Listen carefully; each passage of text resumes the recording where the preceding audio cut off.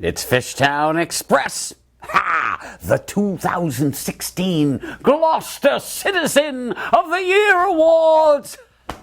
For those who find the recent... I'm going to start again. Is that all right? It's Fishtown Express. The 2016 Gloucester Citizen of the Year Awards. For those who find the recent Good Citizen Awards of the Universalist Church a little too politically correct, a select committee was formed to mull over a more realistic set of candidates that represent the real world of Gloucester as we've gotten to know it. After all, we are still the center of the universe. This select group of judges considered more than just puppies and dandelions and tried to base its award on real-world achievement. Not just wishing and hoping, but based on the hard and fast world of results. And what stuck, what rang the bell at the county fair, that is the real-life Gloucester we live in. Many try, but few can ring that bell. It takes persistence, vision, and a nose for cash. Success. Thoughtfulness, and one's neighbors, too.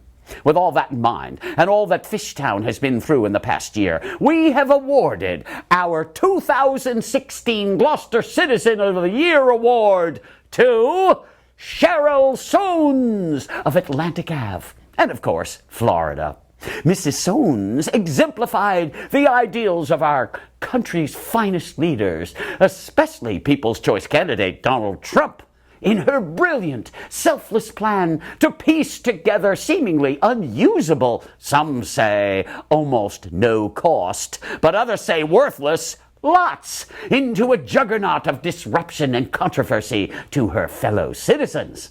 That's a formula that has caught on big in the 2016 elections, just ask the Donald, who brags that he just made a ton of cash during the financial crisis of 2008.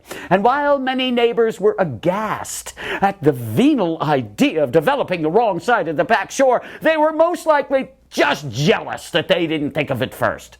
The winnings, $75,000, minus the few dollars to buy the not-quite-ready-for-primetime building lots on the unbuildable, storm-ravaged side of the back shore, prove to our committee that Cheryl Soanes indeed deserves this recognition. She knew all along that her idea could lead to some quick profits, and unlike many who somehow overvalue the identity and the effect of the back shore as some kind of sacred natural paradise, she put our money where her mouth was. Now that's entrepreneurial thinking. She saw quick cash where others saw beauty, rarity, and isolation, even seeing it as their own Grand Canyon. If you can believe that. I mean, is the ocean so grand after all? Well, she set us straight and allowed the neighbors, the CPA, and the city the privilege to pay for the right to keep these dangerous lots free of debris. The debris of the disintegrating houses in debilitating storms, that is. Now she has kept the back shore free of legions of local residents and tourists who would have jammed the road mid-storm to watch said houses come apart piece by piece to the ringing cheers of the gathered throngs. It could have been our own form of Roman Colosseum, with the owners as Christians and the waves as the lions, giving new meaning to the ocean's roar.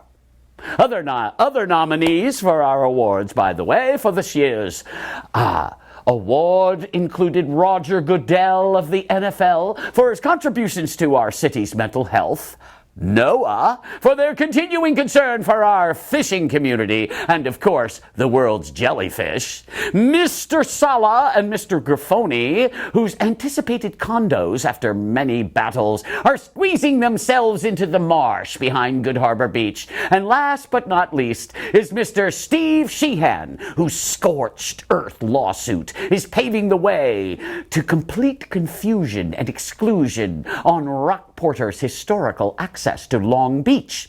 I'm sure we'll hear from all of our runners-up in future competitions and good neighbor endeavors. So give it up for Miss Cheryl Soons and her hubby, Jeff Muller, who now have left quite a legacy, who now have a tidy little vacation fund, or they can do a little more community enrichment investing, like this last project. There's a whole coastline waiting for resolution, and perhaps they are the citizens to make it happen. Again, hold your breath for next year, folks, because I've got a feeling there's lots more to come.